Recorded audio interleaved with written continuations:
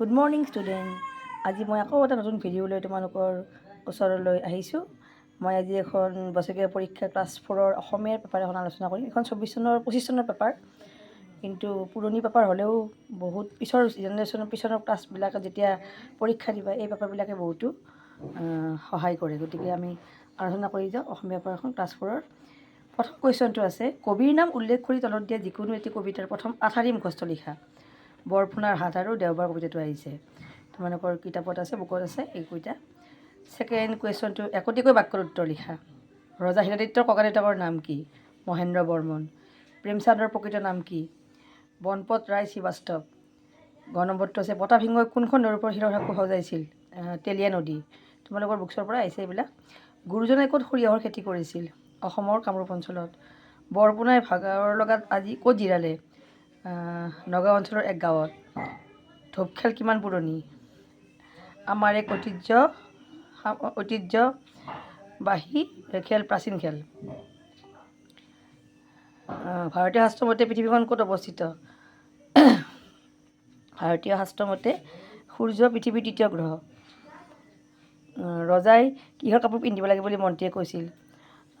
ৰজাই যাদুকৰী কাপোৰ পিন্ধিব লাগে বুলি মন্ত্ৰীয়ে কৈছিল। এনেকৈ সৰু সৰু শ্বৰ্ট কুৱেশ্যনবিলাক আহিছে। তাৰপিছত আৰু আছে, মাছমৰীয়াকৈ বিলত কেতিয়া মাছ মাৰিম বুলি মাধৱদেৱক কৈছিল? ভূঁইকোপৰ শক্তি কিহৰ সহায়ত জোখা হয়?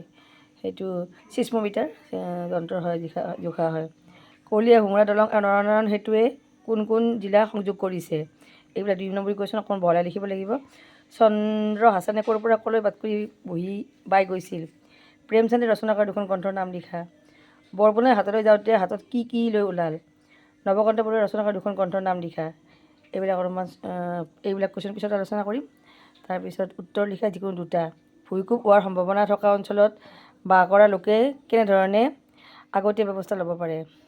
গুৰুজনাৰ সৰিয়হৰ খেতি ডৰা মাধৱদেৱে কি বুদ্ধিৰে তোলালে? ৰুদ্ৰসিংহই অসমৰ উন্নতিৰ বাবে কি কি কাম কৰিছিল?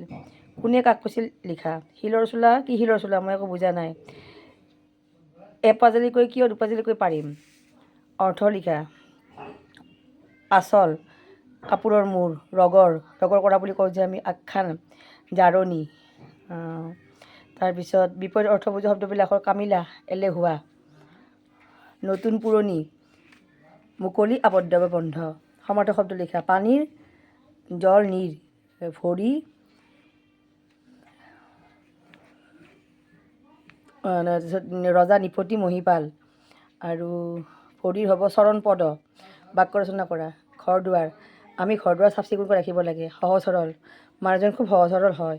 সেৱা শুশ্ৰূষা, আমি বৃদ্ধ মানুহক সেৱা শুশ্ৰূষা কৰিব লাগে।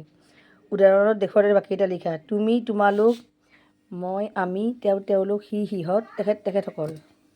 যদি মোৰ ভিডিঅ'টো ভাল লাগিছে তেতিয়াহ'লে এই চেনেলটো ছাবস্ক্ৰাইব কৰিবা। আজিলৈ সামৰিছোঁ।